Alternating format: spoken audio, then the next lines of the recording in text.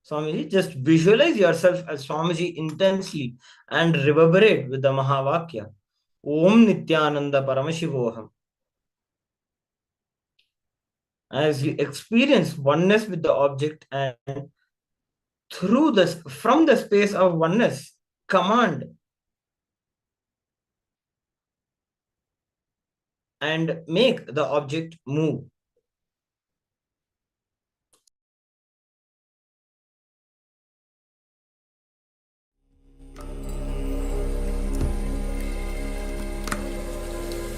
Om Nityananda Paramashivoham.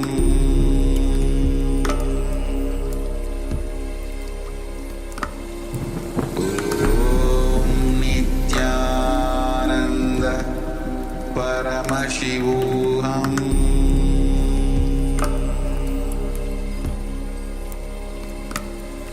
Om Nityananda Paramashivoham.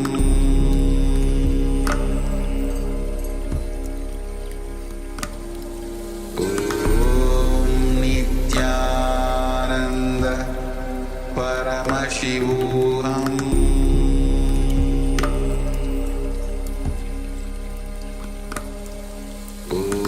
Om Nityananda Paramashivoham. Om Nityananda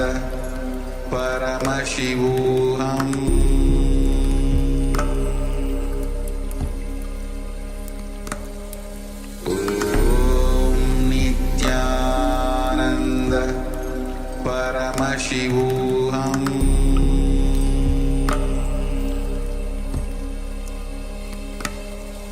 Om Nityananda Paramashivoham.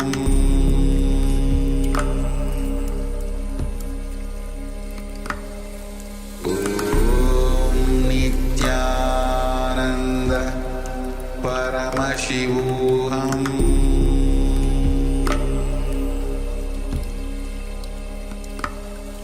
Om Nityananda Paramashivoham.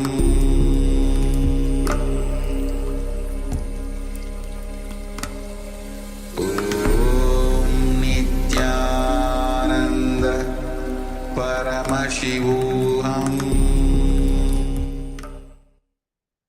Yes. So that's so great to know that so many of you have moved the coconut. And see, all of us need to understand that it is a karmic breakthrough. Many of you might know that in the temples, when we offer the rituals to the deities, when we offer puja, we break the coconut in front of deities. We break the coconut in front of Mahaganapati or Swamiji or Paramashiva. When we are doing the puja, breaking the coconut is part of ritual. Why? Because the coconut represents our ego and our karmas. So when we are able to move the coconut using the power of our consciousness, we are giving ourselves and others a karmic breakthrough. So all of you have experienced a karmic breakthrough today by being able to manifest this power of consciousness over matter. Yes, we have seen some of you actually. I think Machin Haihu in, sorry if I don't pronounce your name properly. I think we've seen the object moving, and there was somebody else. I think her camera is switched off now. You can let us know if anyone else who was able to manifest. You can share your results, and also don't hesitate to continue to manifest this power. It's not necessarily that you have to manifest this power only during the session. You can continue to do it whenever you feel like, and especially if you see that it is manifesting. Actually, somebody said that if you're able to roll 21 different objects, and that power will become part of your biomemory, and then it will just be permanent. It will not leave you anymore. So you will be able to enter into the deeper levels of power manifestation, and simply you'll start also rolling bigger objects, and all of this will start to happen. So congratulations to you all for taking part in this power manifestation, and very good round.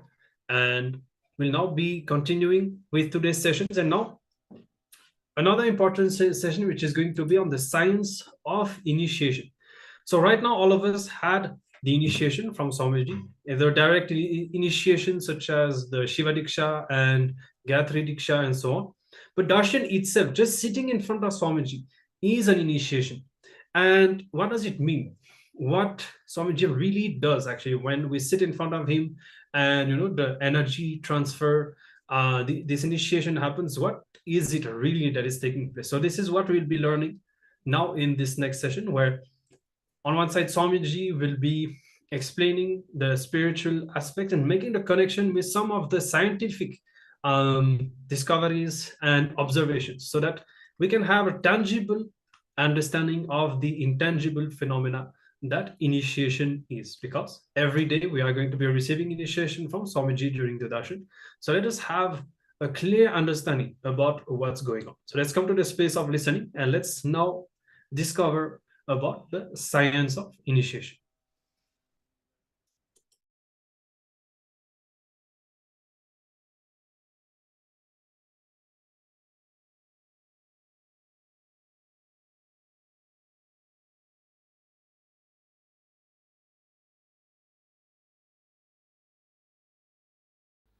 Kundalini is Kalpataru.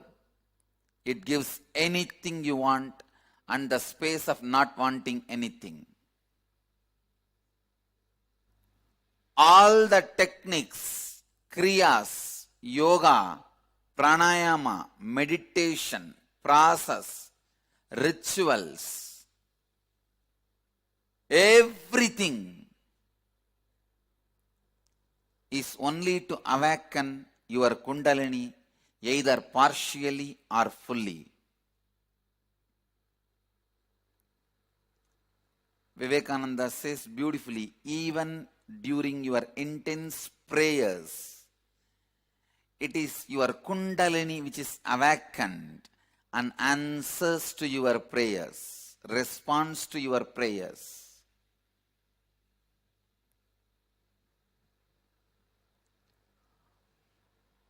All the religious traditions, spiritual traditions, mystical traditions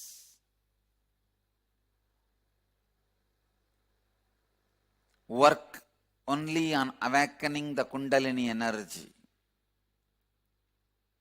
If you remove the methods and process of Kundalini awakening from any religion, they will just become socio-political setup. It is the Kundalini awakening process brings religiousness to religion. It is the Kundalini awakening process brings religiousness to religion, spirituality to spiritual traditions. Other than the Kundalini awakening process, everything else is a socio-political setup, socio-political rules and regulations.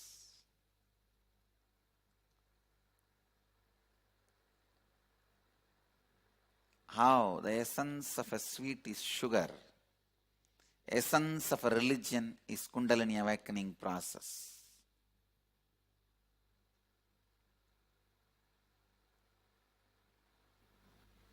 Again and again, science is proving, even in our brain, we are using less than 13%, 13%. Even the top scientists, people who are considered the most intelligent beings happened on the planet Earth, like Einstein, even they all have used only 13% of their brain. 13% of their brain.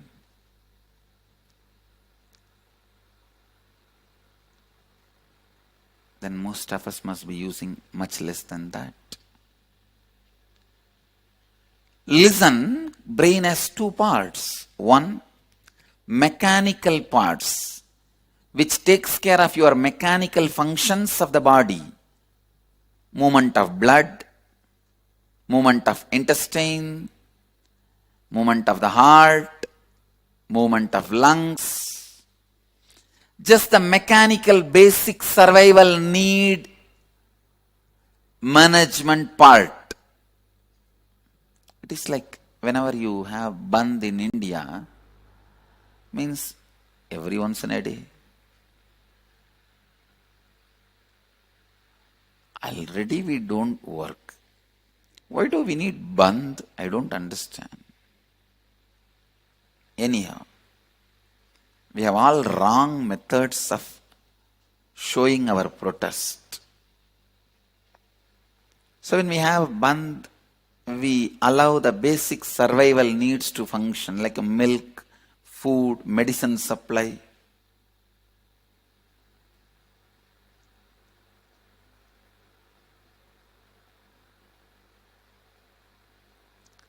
Same way, in your body, practically your whole life you are in bandh. You allow only the basic survival mechanism to function. Lungs, heart, intestine, the minimum need. That is what I call mechanical parts of the brain. There's other part, non-mechanical parts of the brain, which is endowed with extraordinary powers. Please understand. Materialization. They are no more just mystical or mythological. No.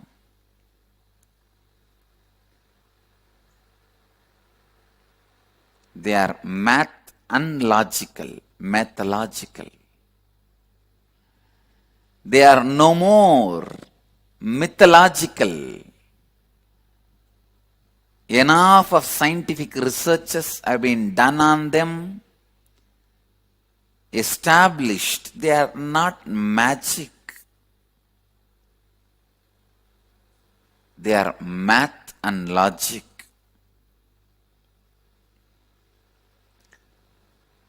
The possibility for telepathy, teleporting, kundalini, awakenings, extraordinary powers like materialization, all these are available in every one of us. Our brains are hardwired to experience higher possibilities, higher consciousness.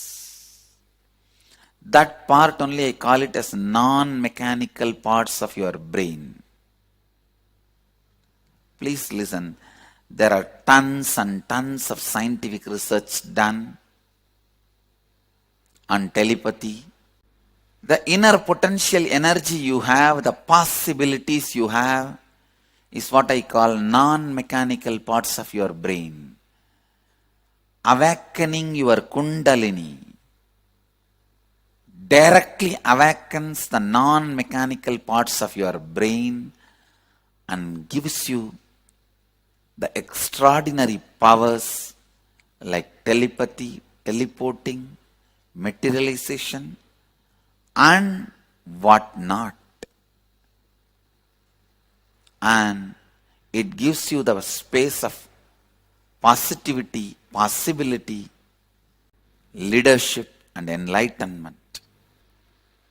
Kundalini can be awakened by thousands of methods. I usually use 4 methods. 1, by giving the right principles about life, mind, body. When you understand the right principles, your Kundalini can be awakened. With the right pranayama, kriya, the Kundalini can be awakened. There is a second method. Third, with the initiation, the transmission of, through transmission of the energy by the touch given on the third eye, Ajna chakra. Fourth, just by a mere will, the transmission of energy can be done. Through these four methods, Kundalini is awakened.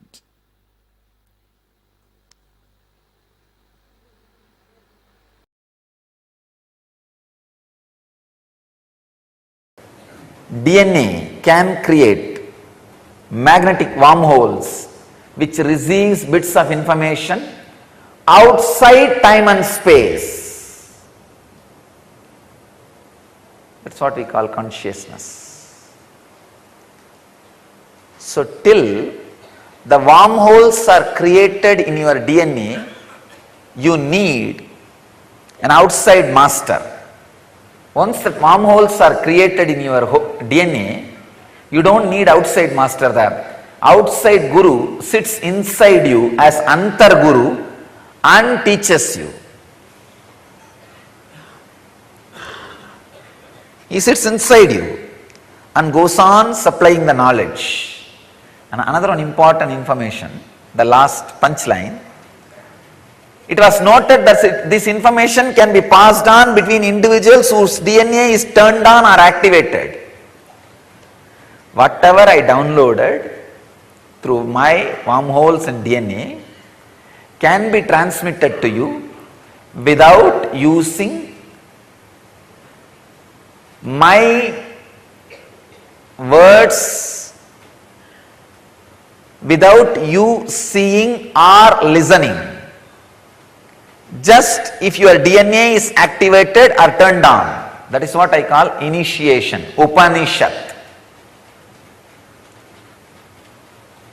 Only in the beginning, you need to listen to my words.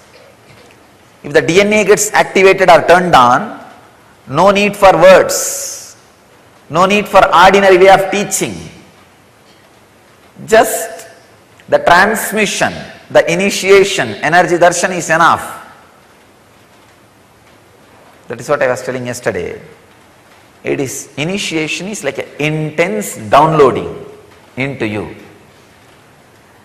The knowledge and consciousness and information in this biomemory, in this DNA, is just transmitted.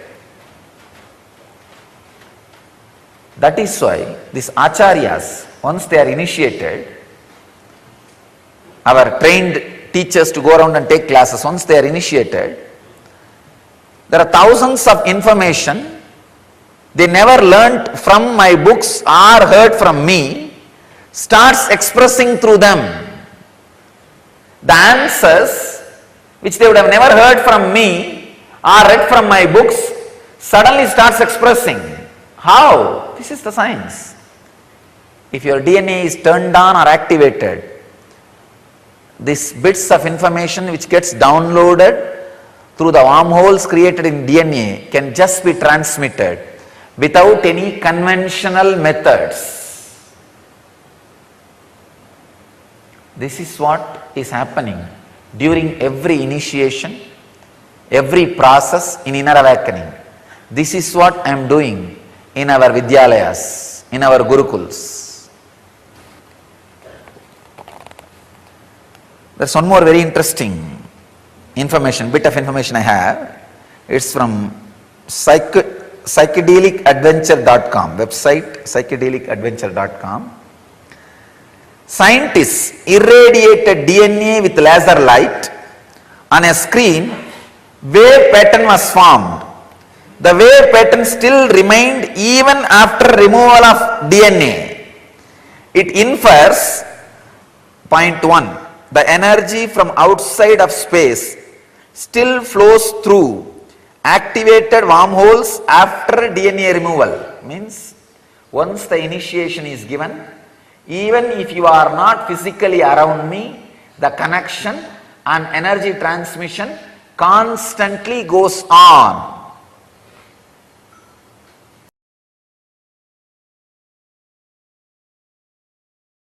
So awakening, the next strands of DNA directly leads you to awareness. The intense awareness directly leads you to the awakening of deeper strands of DNA. But it's a vicious circle. Understand? It's a vicious circle.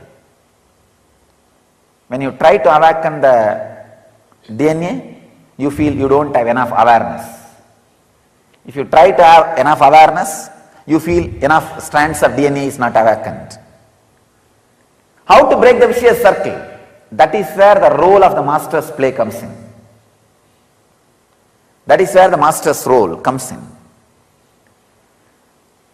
Transmission of lamp is needed. Person whose all strands of DNA is awakened can easily, physically transmit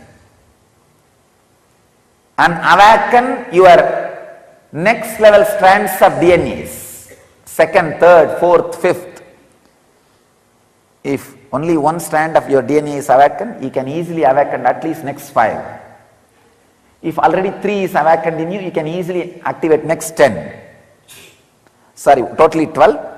Next 9. You can activate the whole thing. So pushing you to the next level happens by initiation. That is what exactly I am doing in inner awakening. Taking you step by step. First, removing all the fear engrams. Then greed engrams. Then deeper engrams related to matter. Removing the mud in which you are stuck, and through initiation awakening all strands of DNA, so that you can have wisdom and anti-aging, grow younger.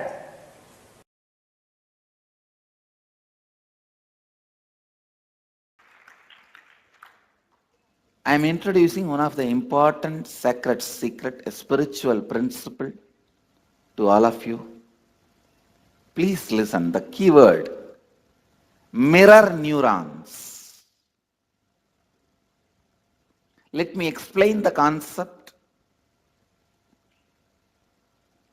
Then we will recognize many of our understandings with this truth. As I said, recognizing is recognizing. Mirror neurons. Very recently, I was studying a research paper where they beautifully established with various analysis researchers on a very powerful truth. For example, if somebody is swimming in the ocean, you stand and watch. Whatever brain activity is happening in that person's brain, whatever activity is happening in his brain, in his neurons, please listen. Even if you are watching, the same activities are mirrored in your brain. The same neuron activities are mirrored in your brain. Listen.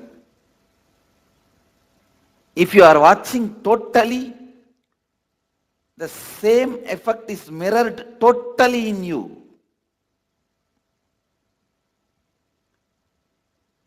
If you are absorbed in it, you also know a little swimming. Please listen.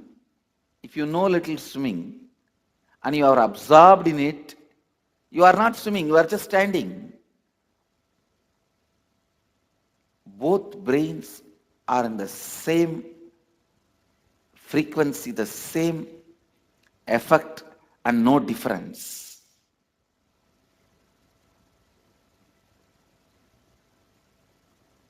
Listen. If somebody is swimming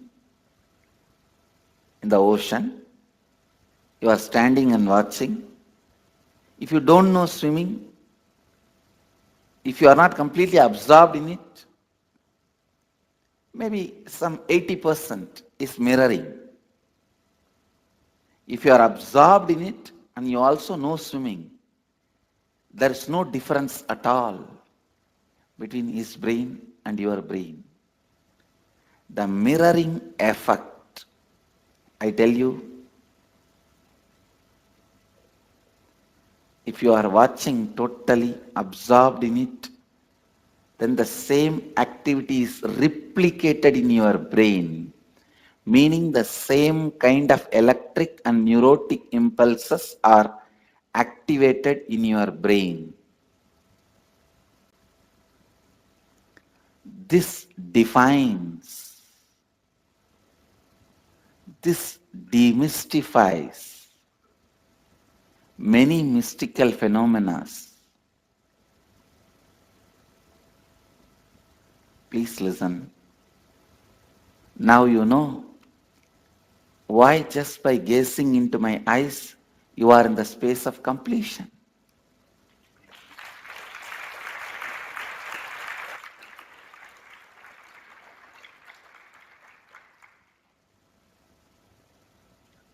Why just looking at me, you are in the space of completion.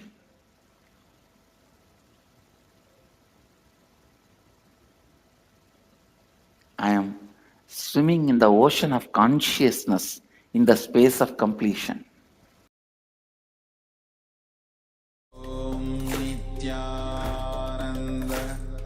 Paramashivoham.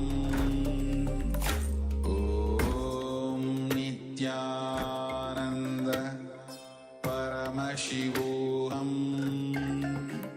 Om Nityananda Paramashivoham. Om Nityananda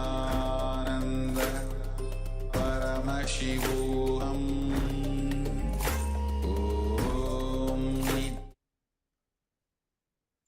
Yes. So beautifully, Swamiji explains how the master can just completely reprogram our very DNA itself, and how just by gazing at him, just by being in his presence, we experience the same space, the same consciousness that he is in. So you can reflect a little bit on how much transformation is possible just based on these two things.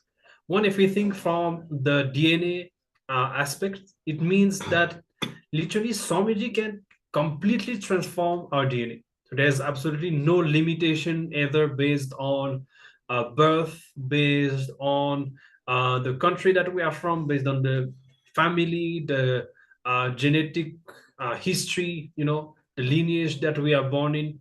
Swamiji can reprogram the whole thing. And actually, in fact, in a few years before, Swamiji introduced the Nityananda DNA, and how Swamiji can literally transmit his own DNA of Paramashiva from Kailasa to us, and we can have that DNA within us. And of course, it will be also scientifically proven after some time.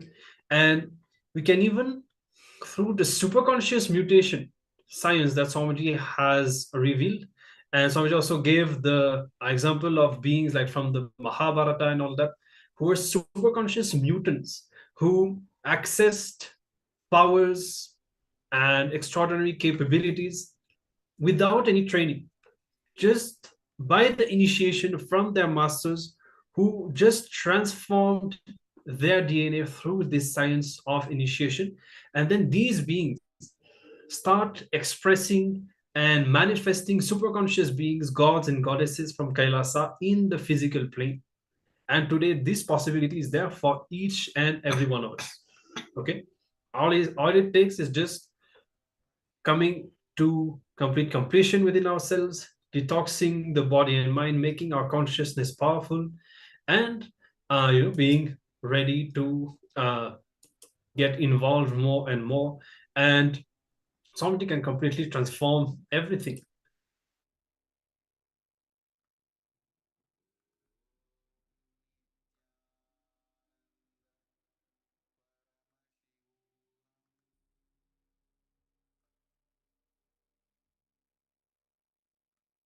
Consciousness, that unique initiation that is needed for you at that time. For example, if we are learning wealth consciousness, Swamiji will just transmit that wealth consciousness that already carries all the powerful cognitions that are needed to manifest wealth.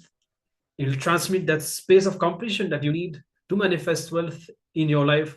So throughout the day, during the sessions, you'll be creating that space inside, opening up and internalizing, creating the perfect space to receive the initiation from Swamiji, which is really the most important aspect of the day. And with this initiation, that wealth consciousness in that example will be in you. You will just have it. Then it will just be a matter of expressing it, manifesting it more and more by conscious will and by understanding about it. Okay, so this is about the science of initiation. And now we have a solid understanding of what is going to be, what Swamiji is going to be doing to us throughout these 21 days. And one more thing, the program is 21 days because that is the amount of time that is needed to reprogram your biomemory. And this spiritual process taken over 21 days will completely reprogram your biomemory and insert all the powerful cognitions permanently inside you so that you don't have to continue to practice. You will never lose what you have achieved. All right. So I hope that you all have a complete understanding of this science of initiation.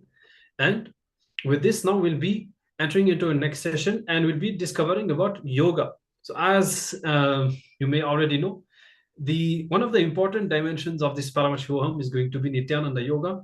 In Paramashivoham Level 1, you've had 1 hour of morning yoga with the Pratama Vinyasa Krama.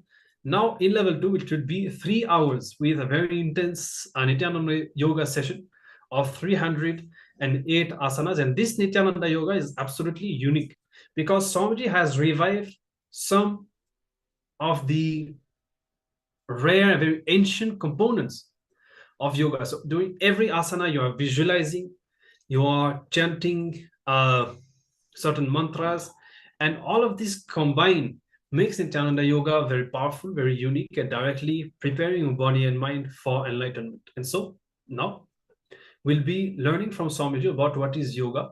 And with this understanding, we will be practicing Nityananda Yoga every day during this Paramashivoham. So let's come to the space of listening and let us now hear from Swamiji about what is yoga.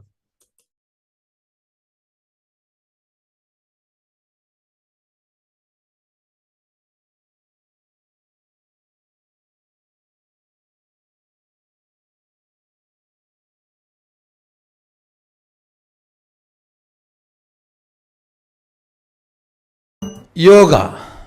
How many ever times I define this word will remain as a mystery. I'll try to define once more. Yoga is the science which makes the divine to connect with you. Listen. Not you to divine, no. Not drop into ocean, but ocean into drop. Understand, nowhere yoga is described as union between man and divine. Even Patanjali says yoga chitta vritti nirodha, means he is not saying yoga is mind getting dissolved. No. No. Cessation of the mind. Not heart attack, but cardiac arrest. There is a difference. If a man merges into divine, dissolving the mind. Patanjali is not using that word. He says, chitta vritti nirodha, cessation of the mind, means divine entered the man. Only if divine enters the man, cessation happens. If a man enters into divine, dissolving may happen. Understand, it is not drop entering into ocean, ocean entering into drop. Yoga is union of divine with man. Understand, look at the whole yoga and yoga sutras, yoga shastras from this one understanding. You will understand what I want to reveal by the name of yoga. Everything of yoga, yama, don't see as moral or values. No, it is freedom of ferociousness. Brahmacharya is not moral or value. It is freedom of your ferociousness. Aparigraha is not moral or value. It is just ferocious response to this whole cheating economy. I'll tell you, if you think man to divine, you will be man forever. Even after 90 years of spiritual practice, you will look back and remain. The day I started, what kind of anger, jealousy, lust, all the problems I had, the same thing still I am having. I don't know when I am going to progress spiritually. You will die with SDHD. Never man to divine. It is always divine to man. The beginning Shaktipada should be very clear. Your divinity merging into your humanity is your yoga, not your human side merging into your divine side. Understand.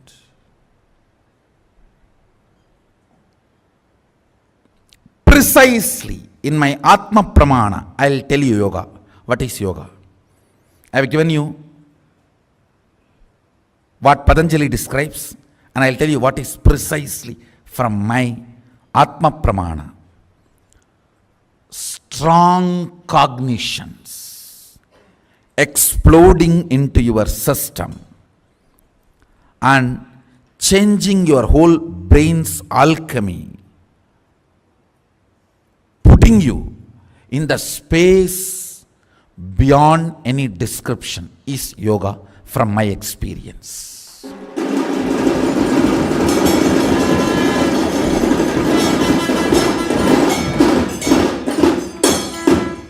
The cognition, right cognition can just shake your brain. It can just churn your brain and release such intense ecstasy into your system. That ecstasy builds the whole new body. Understand? Asanas are to align your physical geography to cosmic geography, develop roots so you can continue to enjoy that higher ecstasy. Ultimately, yoga is only these two anga, two component. Through the intense, powerful cognitions, making this ecstasy rain happen in your brain and flexing your body, aligning it so it grows the roots to retain and continue to enjoy that ecstasy, that alchemy happening in your brain. Understand, listen carefully. Yoga is just these two components. It's only these two components. Understand, the whole field of yoga should be studied from this lens. divine entering into man. Powerful cognition is the way divine enters into you first. Whenever there is a powerful cognitions inserted into your system, you are initiated by your Guru. Even if you are initiated by one powerful cognition by the Guru, after that you can never fall into delusion, slumber.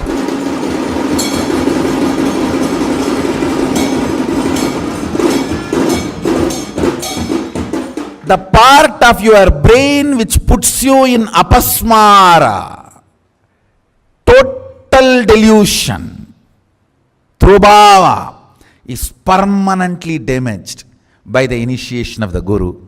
So you can never ever fall into the apasmara, into the delusion again forever. If at all you go towards that space of Sushupta Sushupti, he comes in between in the form of his initiation and you are back.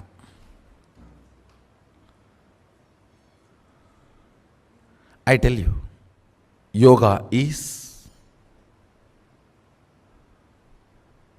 from divine to man.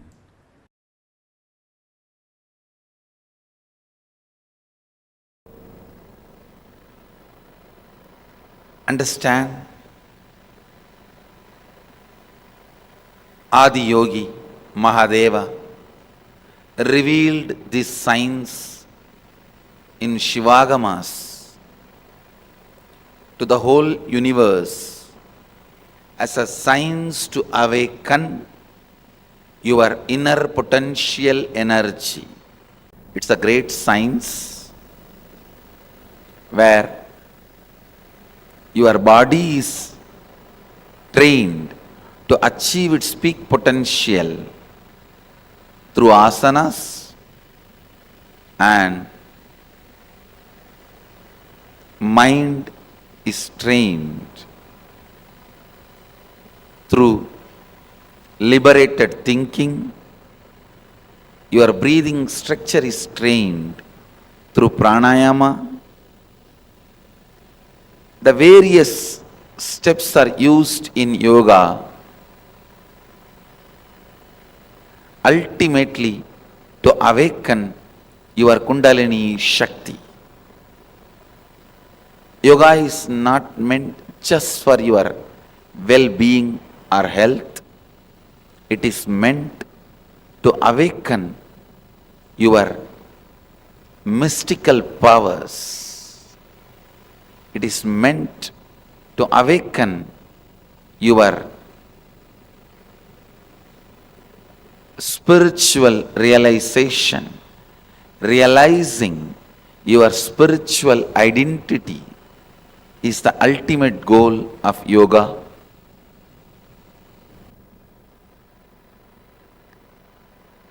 Kundalini is the inner potential energy. Once it is awakened, you will experience extraordinary health, physically, mentally, and extraordinary powers, abilities.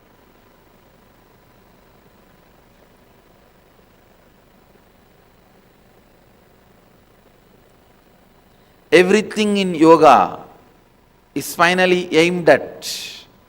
It can be as simple as washing your eyes,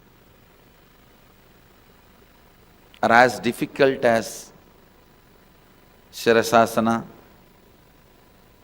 Neti or Dauti Kriyas.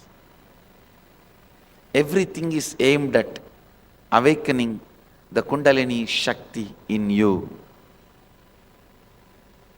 to awaken the extraordinary possibilities and abilities in you.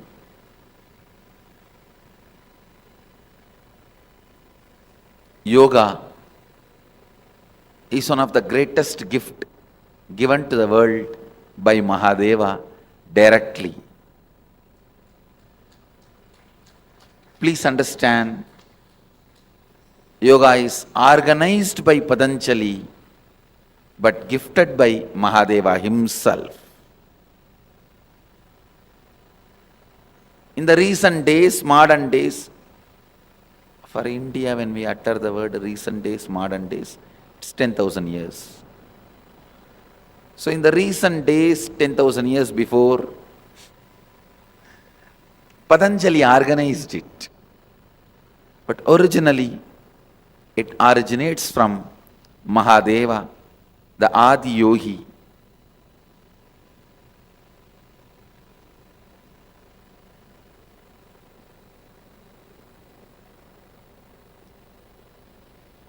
Many people ask me, no, today the asanas, postures, as it is taught, Patanjali is not speaking about it. No scriptures are talking about it. This is one of the biggest questions.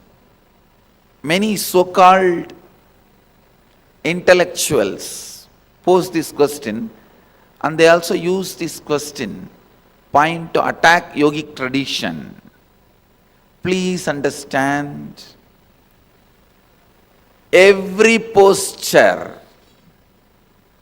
every asana is clearly described, including the way you need to breathe, very clearly by Mahadeva in Hatha Yoga literatures.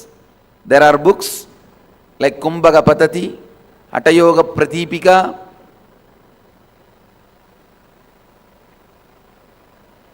"30 volumes Mahadeva has taught to Devi and some of the rishis.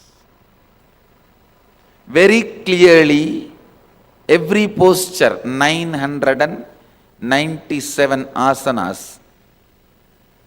I am sure Mahadeva has explained many more, but whatever original verses we are able to get from that 997 asanas we have retrieved.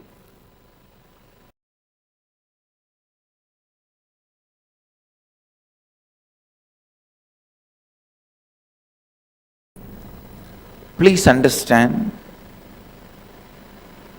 in the modern day, kind of a deep hatred has been created on siddhis by some of the yogis who don't know the science of siddhis. Understand, siddhis are like milestones in your journey. Milestones themselves are not destination, but they encourage you, inspire you, excite you, and tell you you are on the right direction. Siddhis are encouraging milestones, and I tell you, they are really, really real.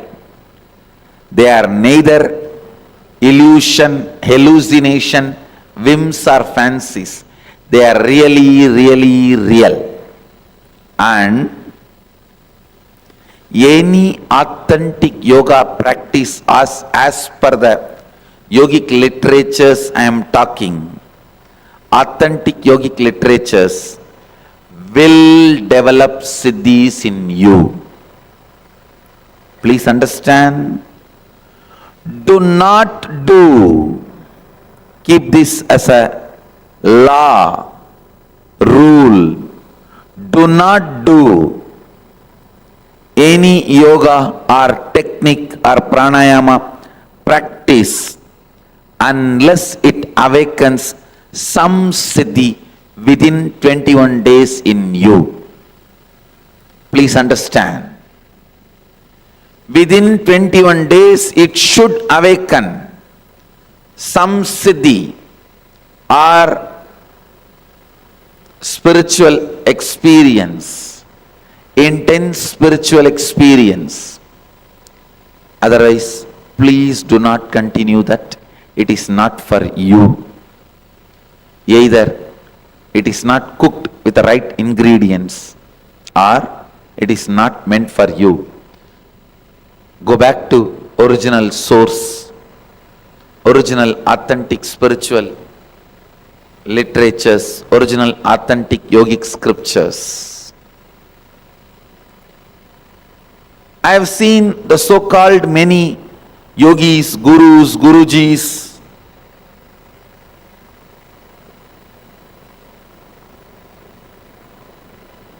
teachers, masters go on claiming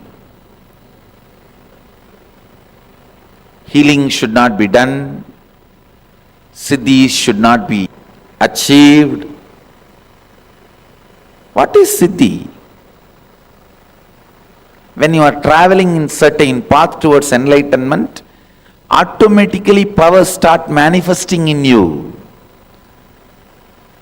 Your consciousness starts expressing, the more and more light is radiated. I am not asking you to stop at milestones, at siddhis. But I am telling you, if the siddhis don't express, there is something seriously wrong in the very path you are walking. If you don't see the milestones, the road you are walking may not be leading you to your goal. Yoga is no more a no man's land. It's clearly defined journey by the great masters like Mahadeva, Adi Yogi,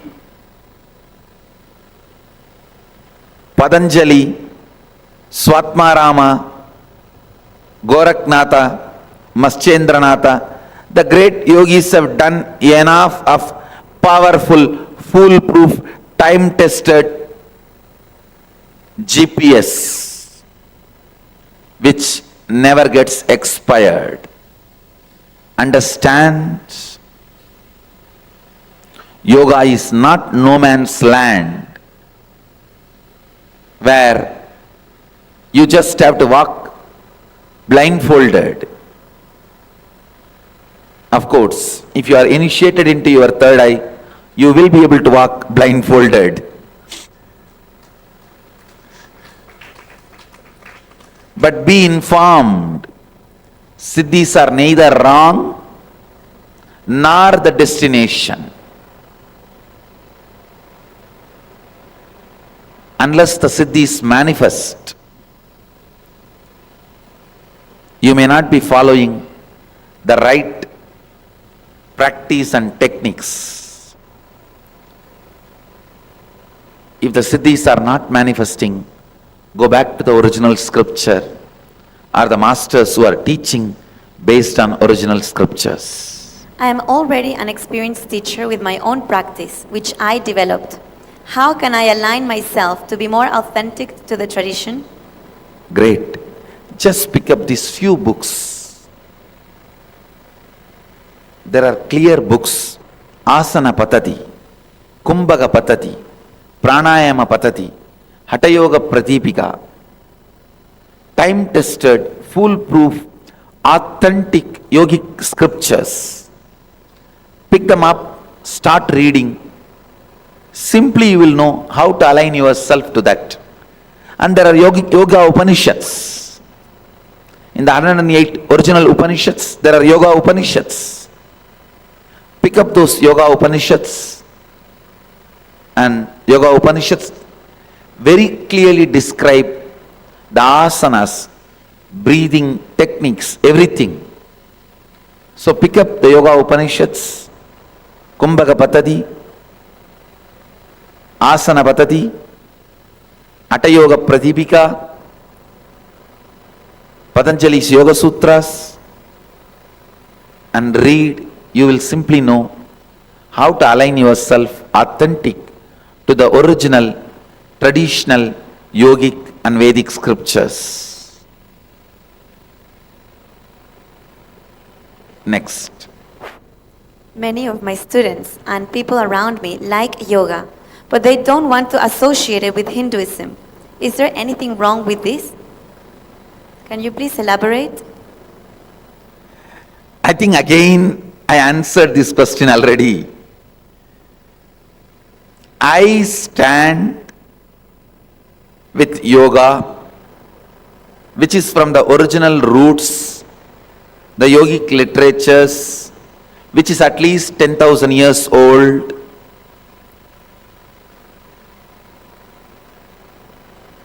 The yogic scriptures, which is deep rooted in Vedic tradition, from Hinduism.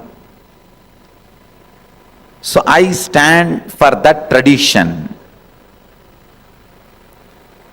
Anybody comes, I am ready to share the science of yoga with them. I myself do not force anybody to accept Hinduism or convert themselves to Hindu religion.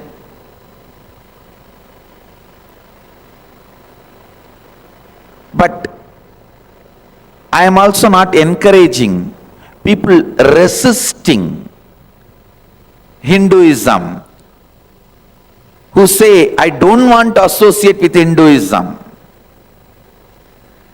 I am neither forcing anybody to convert to Hinduism, nor I am encouraging people who say, I don't want to associate with Hinduism, I don't want to chant Om along with yoga, I don't want to chant Sanskrit mantras along with yoga, I don't want to do Surya Namaskar.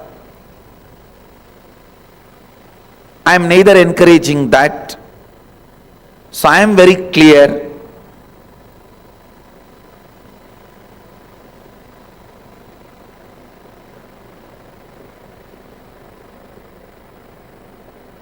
It is now up to the individuals who teach or learn. I don't have any comments.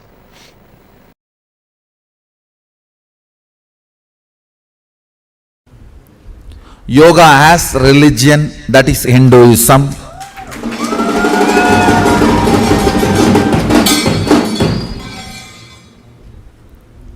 It is from the Hindu culture, Hindu tradition. Yoga has evolved. Hindu thought current. Yoga has evolved. It's a gift we gave it to the world from the Hindu thought current. The original Vedic and Agamic description, definition of yoga, 3 levels: the science of exploring various powers, science of exploring various states of consciousness, science of exploring various dimensions of the universe. Understand? Some of the planets, the base material of the planet is diamond. You should know some of the planets are 80% diamond material.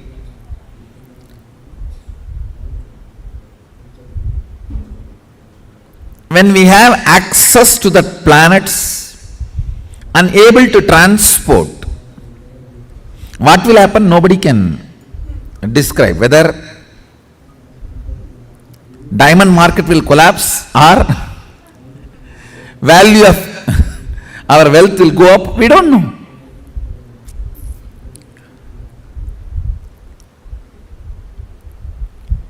Access, possibility opens new doors which can't be described. You do not know the result and end result.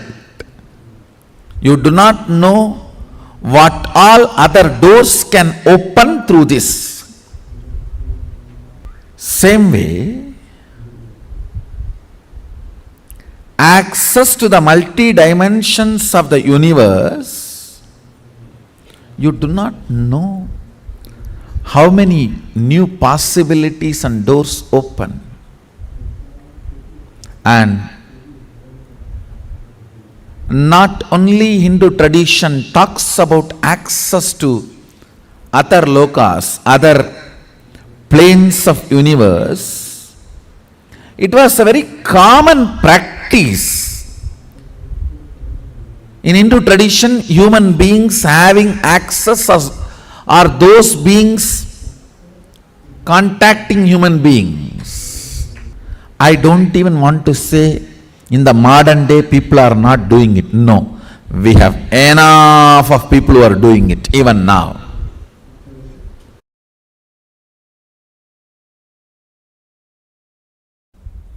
Sadashiva gives an elaborate, beautiful, thorough description in 3 places: Yoga Jagama, Sarvajnanottara, and Kamika. In 3 places, he gives a very beautiful, elaborate description on yoga. What he declares as yoga, it's a science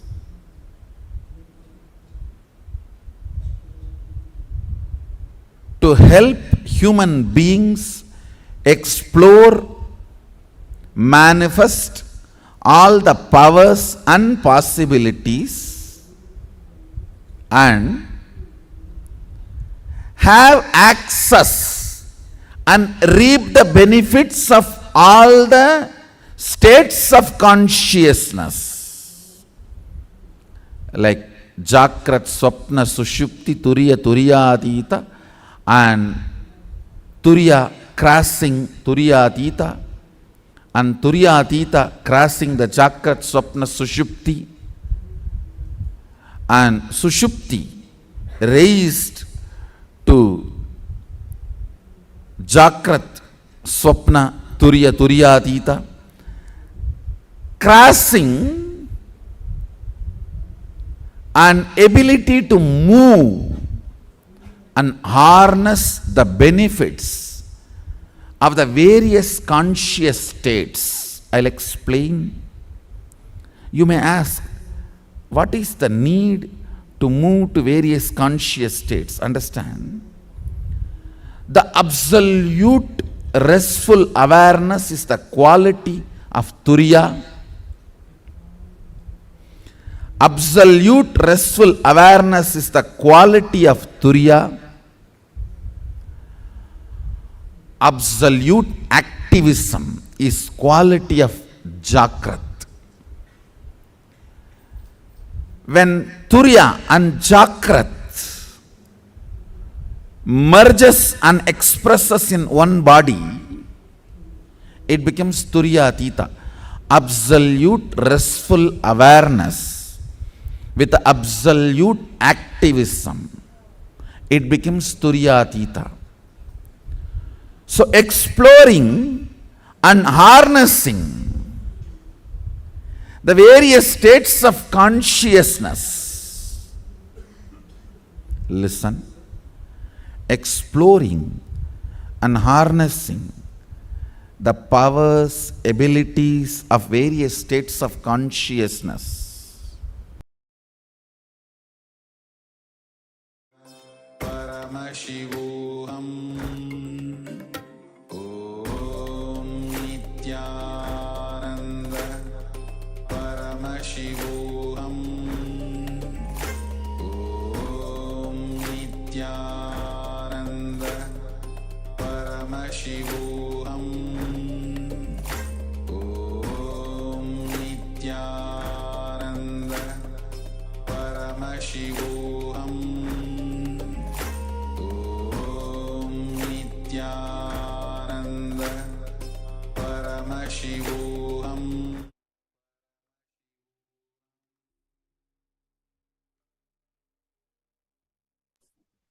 Yes. So here Swamiji really completely redefines our understanding of yoga. And it's much more than just working on the body, building flexibility, strength, health. But through yoga, we literally experience the divine. And Swamiji said, from where you start matters. You are divine. You don't start as a man, as human, elevating towards the divine, but you are divine, and you connect with your divine part. And actually, you can really experience that. For some of us, including myself, have been doing Nityananda yoga for quite a long time. Sometimes, either during the session or at the end of the 3 hours, when you lie down, Kundalini awakening is so intense. You suddenly download visualizations, understanding, intelligence that literally lead you to manifest power for real.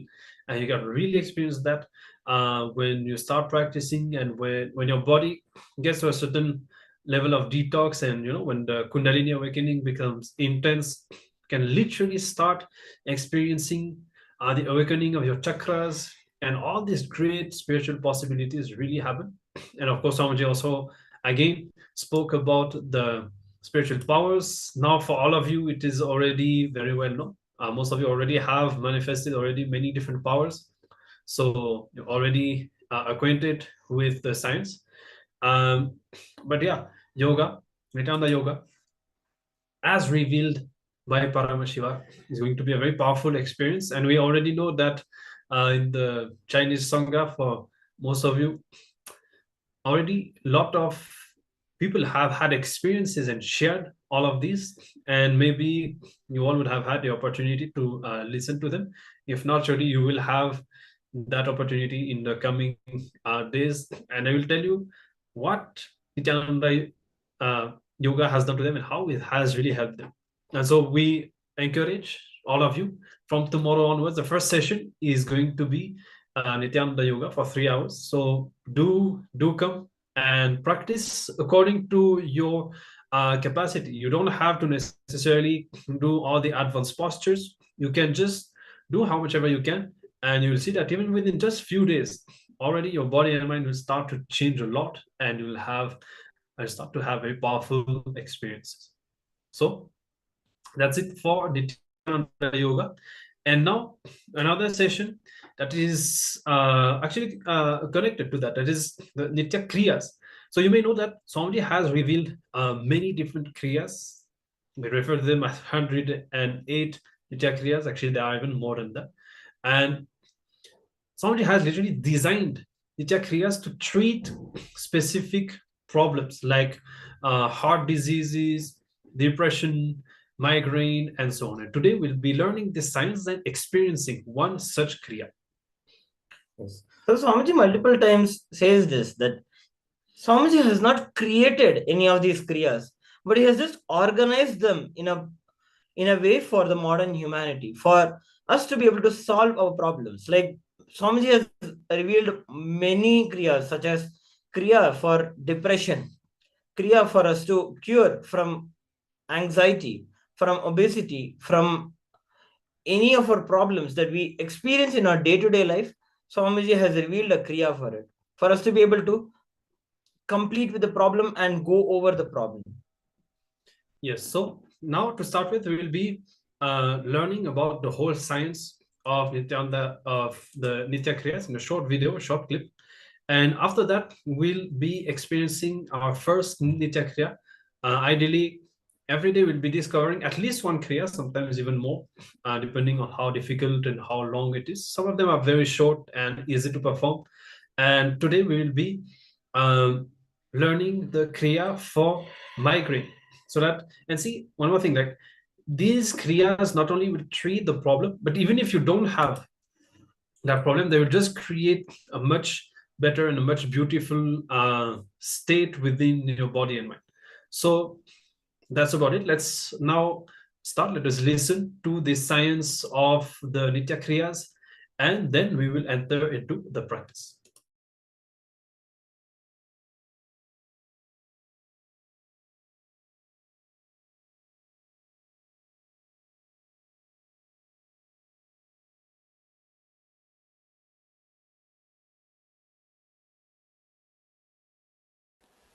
See, Kriya means action of awakening enlightenment in you. Action which leads you to beyond action is Kriya. Action which is leading you beyond actions, not laziness. Not laziness.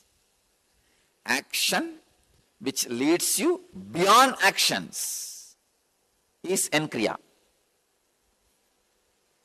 Usually, in all human beings, because you are trained so strongly towards the outer world, you constantly look towards the outer world, you are constantly diverted towards the outer world. It is unfortunate. All your energy gets drained. Please understand, by nature, you are not outwardly. The energy in you, by nature, is circular. But society makes it as linear, means going out, that's all. Never comes back.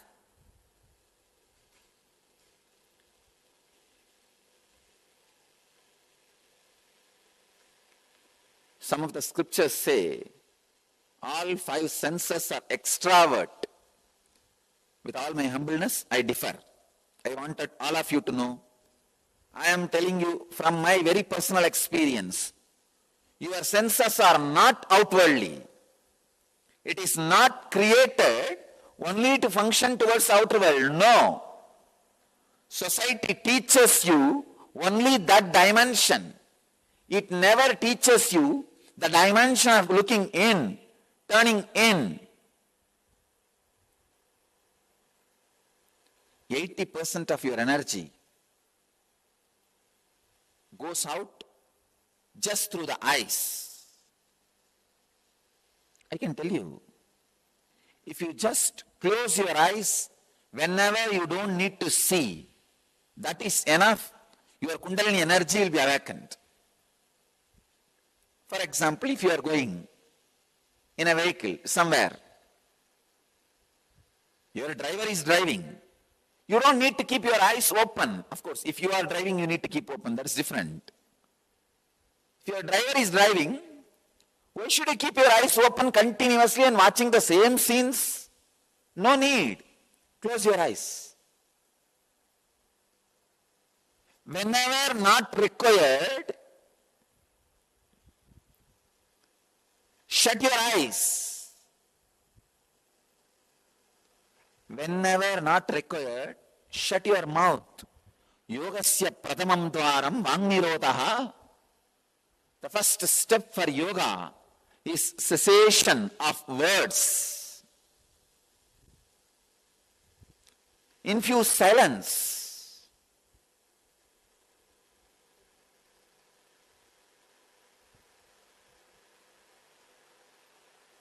Unfortunately, we never understand constantly our bio-memory, muscle memory getting exhausted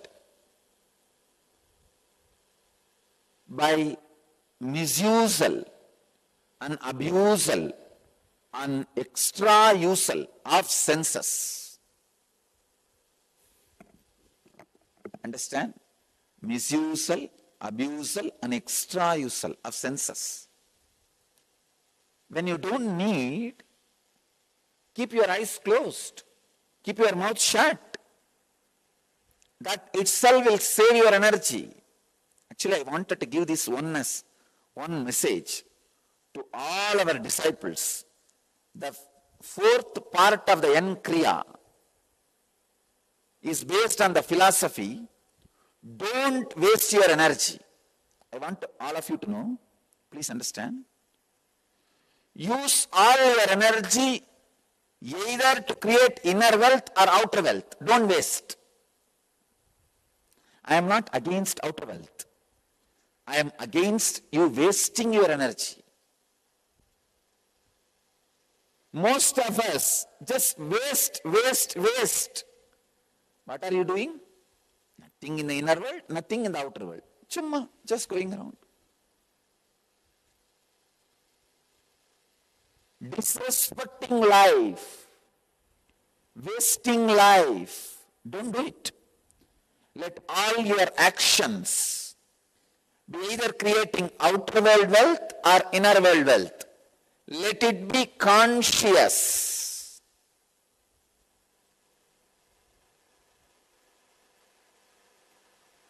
The energy will simply increase your system.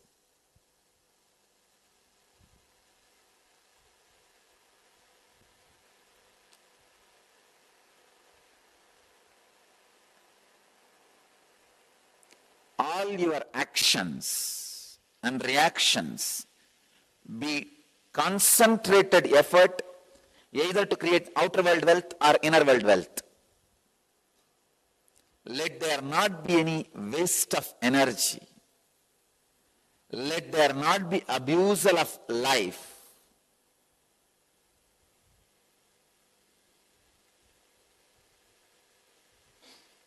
I have seen hundreds of sadhus, or I can say in the name of sadhus, lazy fellows roaming around all over the Himalayas. Understand just these few truths. Just like blood flow, breathing flow, air flow, thought flow, you have something called energy flow happening in you. Blood flow, breathing air flow, thought flow, you have something called energy flow continuously happening in you. In this energy circulation, energy flow, if there is a disturbance in some part, for example liver, kidney or heart, intestine, at some part, if there is a disturbance in this energy circulation, that is when you start developing diseases and disorders and disturbances.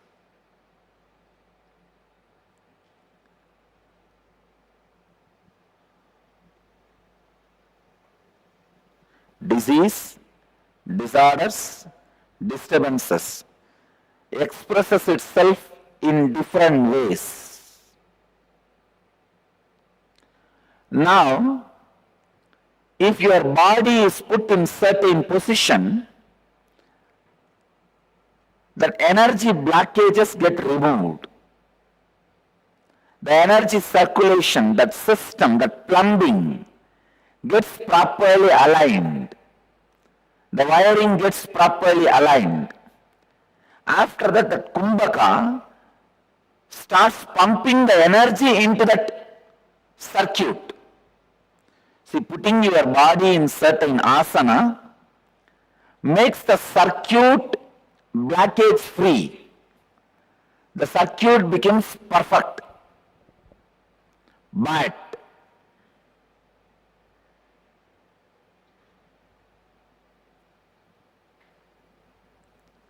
only through the kumbhaka, the energy gets pumped into the circuit. This is exactly the principle on which Kriya works. Even for few seconds, if the energy circuit route is aligned and energy is pumped, you are out of the disease. You are out of the disorder. You are free.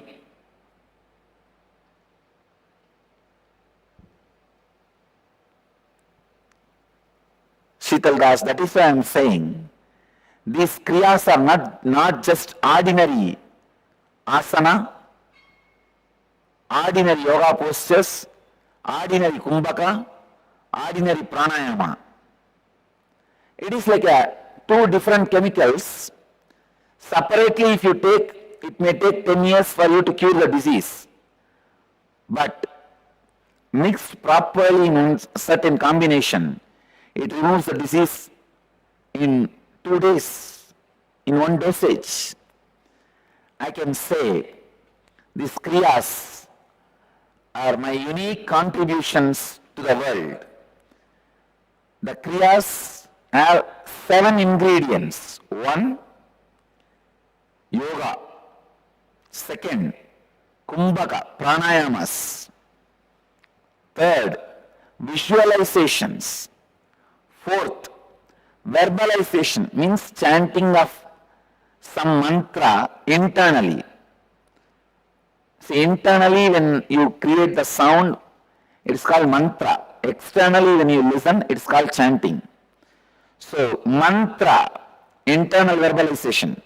Then 5th, chanting, external, the sound you are hearing. And 6th, now I am adding karanas, the different Shivadandava karanas. 7th, I am adding the recent discoveries of modern day gymming and weightlifting. So all these 7 put together, I work on your body and mind, creating yogic body and Vedic mind. Body,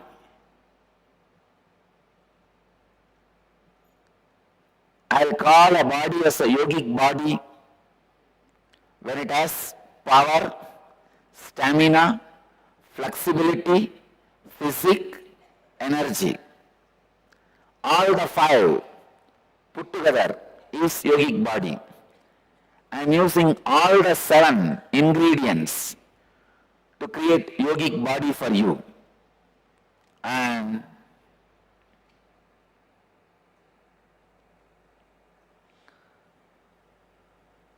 now I already started developing kriyas, especially to break certain mental patterns.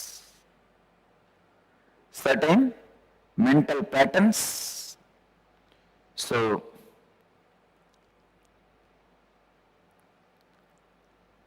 all of you can have the benefit of this kriyas for curing the physical diseases and kriyas for healing the mental disorders.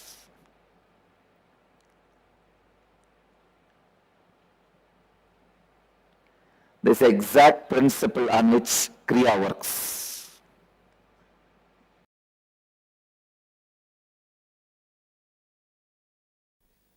Kriya is neither technique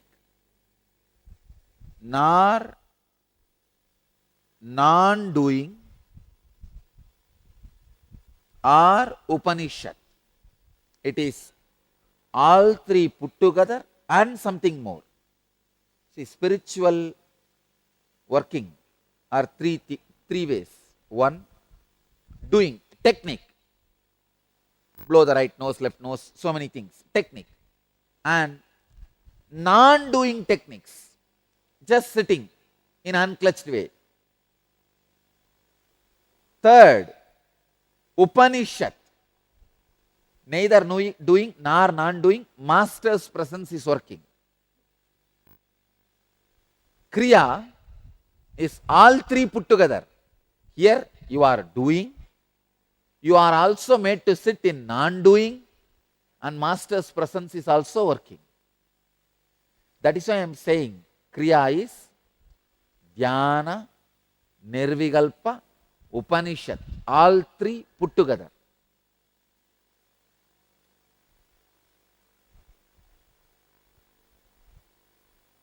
Second, each Kriya I am teaching you, I am sitting and using the whole enlightened consciousness, using my own body as guinea pig, I am practicing and bringing it to you. Please understand. during my illegal imprisonment days, I have picked up this whole knowledge of Hatha Yoga and started doing conscious scanning. Now, I am making that whole knowledge into practical bits and pieces, making it available to you every day as one Kriya. Actually, I myself sitting and doing every step in the room. Not only consciously scanning, I am consciously practicing also and seeing all the effects and side effects.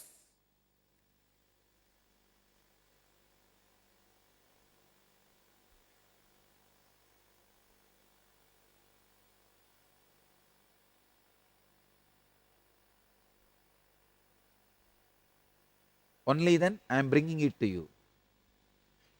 One, if you practice this Kriya just physically, without my presence or without having a feeling connection, it will work like a technique, a very powerful technique.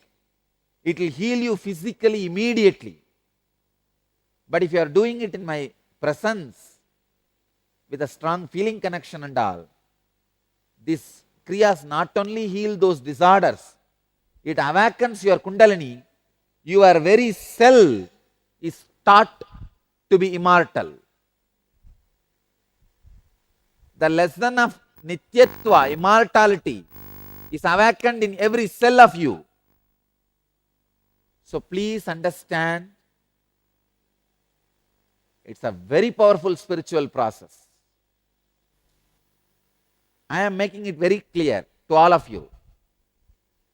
Now, whatever I am teaching is from authentic yogic literatures. Now, these asanas, kriyas, pranayamas, mudras, bandhas, all are from authentic yogic literature. That is why I am giving you exact verses.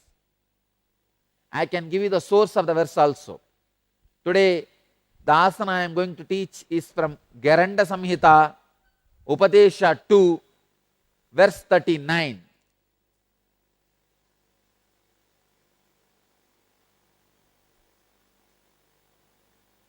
Every line I am teaching is directly from the source. My contribution is I experimented it with the modern day body, my body. Whatever is working on whatever part, see which asana is working which part, which pranayama is doing which healing, which bandha is working on which organ. I have done all these experiment, research and development on my system using my body as guinea pig. And from my experience, I am sharing it with you all. This is my contribution. Otherwise, knowledge is time-tested, foolproof, from source. All you guys, my disciples, go around with a lot of pride saying, I follow the tradition from the original source. Bottled at source, in its pristine purity.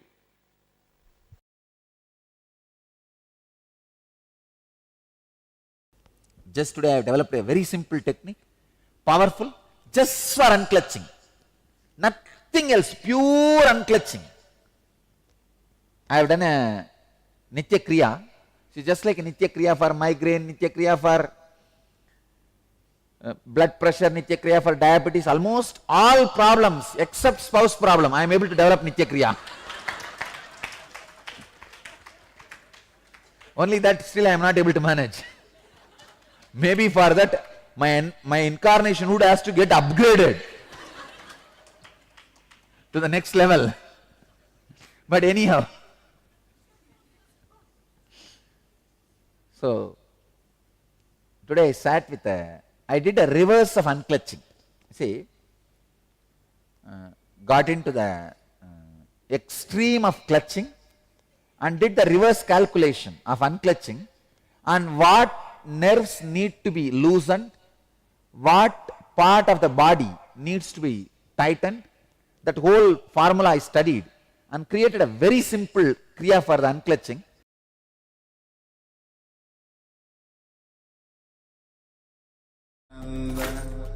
Paramashivoham Om Nityananda Paramashivoham Om Nityananda Paramashivoham Om Nityananda Paramashivoham.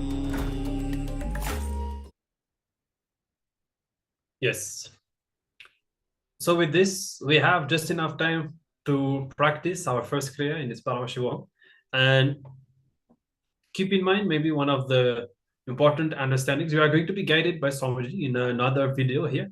And so during the practice, try to have the feeling connection, experiencing that Swamiji is there with you, experiencing Swamiji's presence, so that not only the physical aspect, the healing happens, but as Swamiji said, in his presence, your very Kundalini will be awakened and your very cells will be programmed for immortality.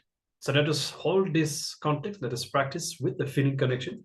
With Swamiji, we will be now entering into this kriya for migraine. Let's start.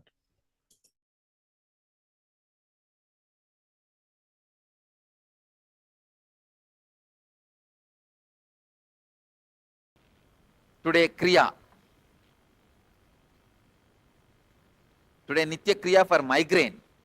First step, Bhagasana. Sit with the left heel at the anus and right foot on the left thigh. Close the eyes with index fingers, nose, middle fingers, ears with thumbs.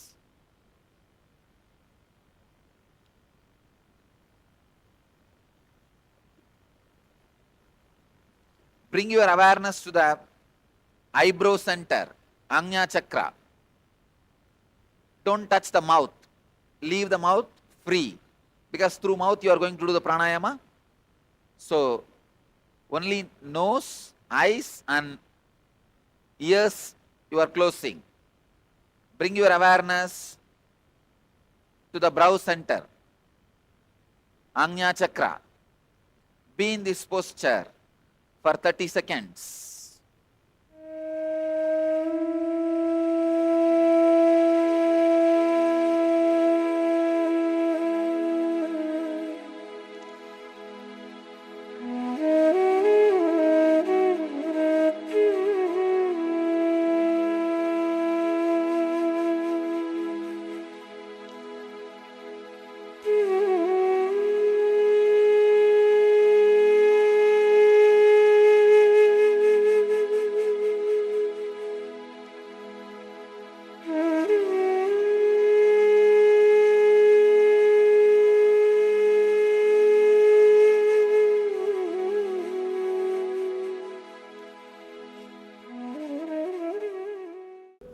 In Bhagasana, Vamagati Gumpaga. Please understand. Let me give you the instruction. Don't remove your hands. Keep the hands in the same posture. Inhale through both the nostrils and hold the breath as long as you can. Then exhale through the nostrils itself. Do this 21 times. Don't touch your mouth. Leave the mouth in a relaxed way.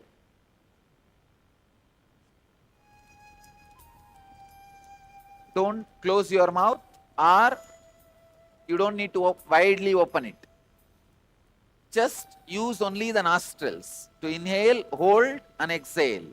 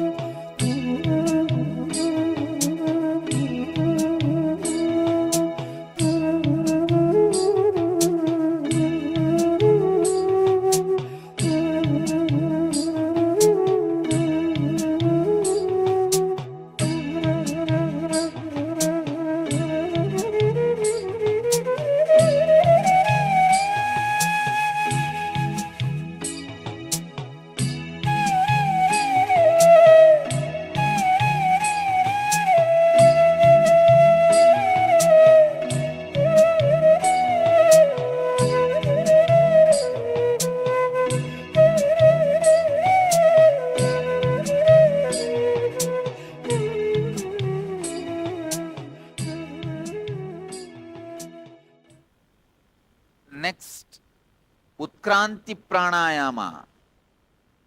Inhale through the left nostril. Inhale visualizing. Please understand, inhale through the left nostril. While you inhale, visualize the prana, energy, traveling along with your spine. Inhale as much as possible. Hold that soul, energy, your life on the crown center. Then exhale when you can't hold anymore. Do this 21 times. Inhale, when you inhale, visualize the whole, your life, prana is being sucked, coming up to the crown. Then hold as long as you can there. Then exhale slowly through the nostril. Inhale through left, hold and exhale through both the nostrils. It's a powerful process. This kriya is used, this kumbhaka is used usually for people to leave the body. The yogis, when they leave the body, they use this kriya only. So it's very powerful.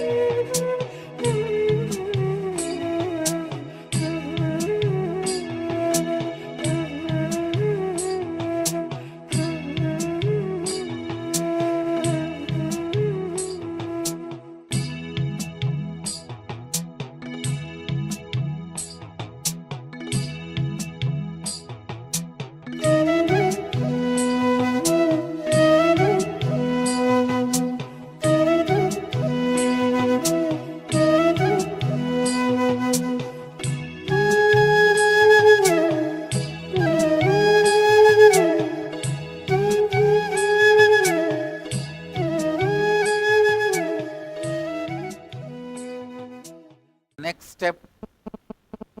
Trataka Kumbhaka. Pull your tongue upwards, inhale and retain and exhale through the nose. Let me show you. Pull your tongue upwards, turn and up. Turn the tongue and push it to the upper palate. Now inhale through the nostril, hold as long as you can, then exhale through the nostrils. Do this 21 times. In the same mudra.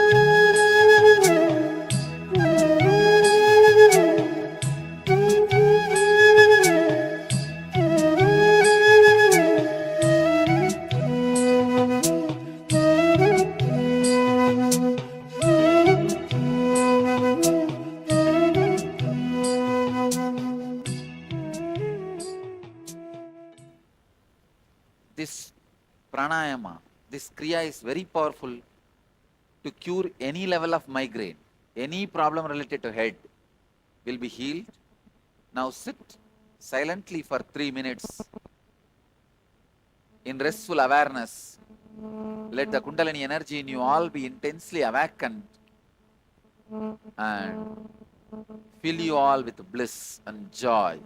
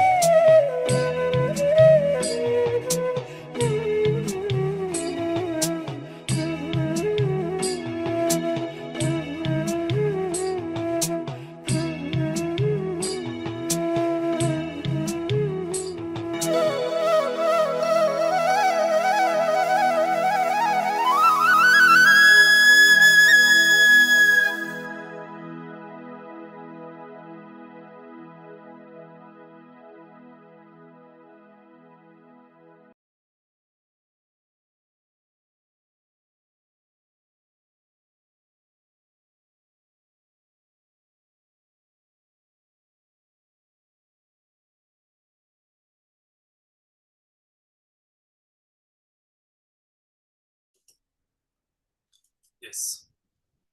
So I hope that you all had a beautiful experience of this Kriya. Do let us know how you feel. And Naresh, I think the body is like a big musical instrument, constantly swaying up and down with the music. That's very nice. So that feeling very light, very relieved with this Kriya. That's great. Thank you for sharing. If anybody else had a beautiful experience, feel free to let us know. And as we said, throughout these 21 days, we'll be discovering many more such kriyas that Swamiji has revealed for various conditions. And feel free to practice them. Actually, Swamiji said that for complete healing, let's say, for example, if you have a heart problem, if you practice that specific kriya designed for heart problems every day for 21 days, you will be completely relieved. And yes, my chakra Sobi is saying sweating. Yes. So of course, all the heat that is in the head will be released with this kriya. And great. So glad to know that you all had a beautiful experience. And with this, we have come to the end of today's session. Very dense introductory day of sessions, and we have gone through many of the important sciences and themes that are going to be following us throughout these 21 days. Like completion, for example, every day we'll be doing completion, the science of initiation, as every day we'll be receiving new initiations from Swamiji. And we look forward to seeing you tomorrow. And tomorrow we'll be discovering the 4 tattvas. Some of you already know what they are. And yes, in the meantime, we have other sharings. So sharing in Chinese, I'm not able to read. Maybe we can translate that. And after breathing, feeling sleepy, yes, you will be feeling very relaxed. Actually, somebody says that when you relax your neck, you will immediately fall asleep and become more calm. Yes, great. Thank you for translating first. And yes, I would just say actually when you relax your neck, you will immediately fall asleep. And so naturally, when you work in this whole region of the head, then you'll also start to feel that. So it means that the Kriya is doing its effect. Thank you very, very much for all your dedicating, spreading of Dharma. Thank you very much for your feedback as well. And yes, thank you all for taking part in this session and leaving your feedback. We really appreciate it. And yes, we look forward to seeing you all tomorrow to discover the 4 tattvas, which are 4 principles that Swamiji has revealed that we can use whenever we are facing any problems in our lives, in any dimension of our lives. It's always because of something inside that we have. And now through these 4 tattvas that we'll be discovering tomorrow, we'll be able to bring back alignment within us that will also help, that will also reflect outside and help us to naturally manifest solutions to all our problems. So this will be the 4 tattvas that we'll be discovering tomorrow. And we're also having our first session of the Nityananda Yoga in the morning at the start of this program, morning or not, wherever you are, 3 hours. So we look forward to seeing you there for the Dvitiya Vinyasa Krama, 308 asanas yoga sequence. And with this, let us conclude today's day of sessions. Let us chant the Purna Mantra and let us offer our gratitude to Swamiji for everything that we have learned at the beginning of this Paramashivoham Level 2, and let us create a space of completion within us to carry forward. Om Purnamadah Purnamidam Purnat Purnamudachyate Purnasya Purnamadaya Purnamevavashishyate Om Shanti Shanti Shanti Harihi Om Tat Sat Sarvam Bhagavat Shri Nityananda Paramashiva Padukarpanamastu Om Nityanandam. Thank you all. Nityanandam.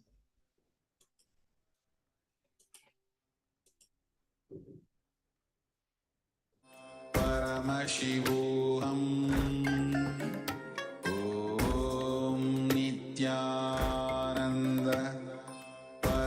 Paramashivoham